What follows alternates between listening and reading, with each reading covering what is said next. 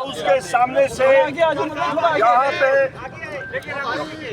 Parliament house के सामने से हम लोग मुखातिब हो रहे हैं। इस वक्त हमारे इत्तेहादी जमात के साथी पाकिस्तान तहरीक इंसाफ, सुन्नी इत्तेहाद काउंसिल और सब साथी हम लोगों ने एक अलामती मार्च किया है पार्लियामेंट हाउस से सुप्रीम कोर्ट तक और वापस।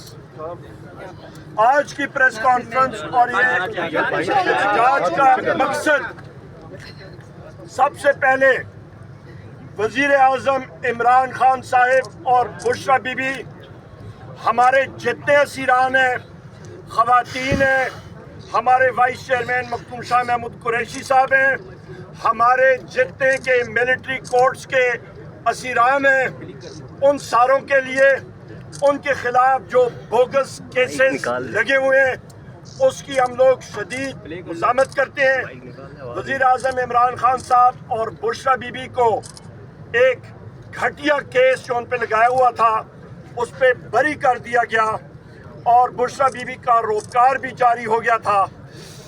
सेनेटर आज़म खान स्वाति साहब और मैं खुद हम लोग अडयाला जेल के सामने 3.5 घंटे खड़े रहे। लैब की टीम ने आके झूठे केसेस में उनको फिर गिरफ्तार किया, जिसकी हम लोग शदीद अल्फाज में मज़ामत करते हैं।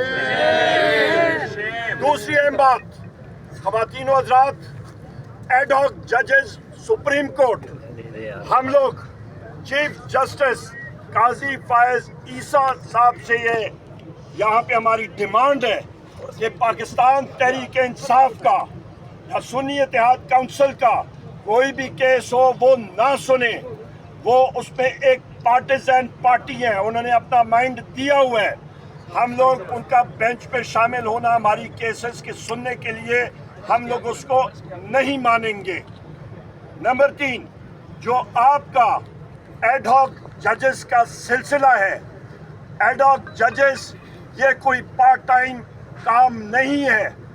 56,000 केसेस है सुप्रीम कोर्ट में।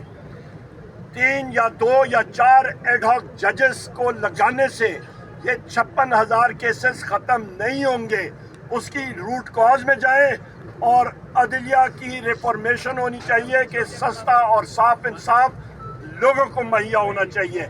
56,000 केस का सुप्रीम कोर्ट में होना किसी किस्म की सोच से बालातर है और ये सिर्फ और सिर्फ इसका मकसद साहब का ये कि वो हम ख्याल जज के साथ लगाएं पाकिस्तान की बहादुरी और बिल्कुल सियासी वर्कर शदीद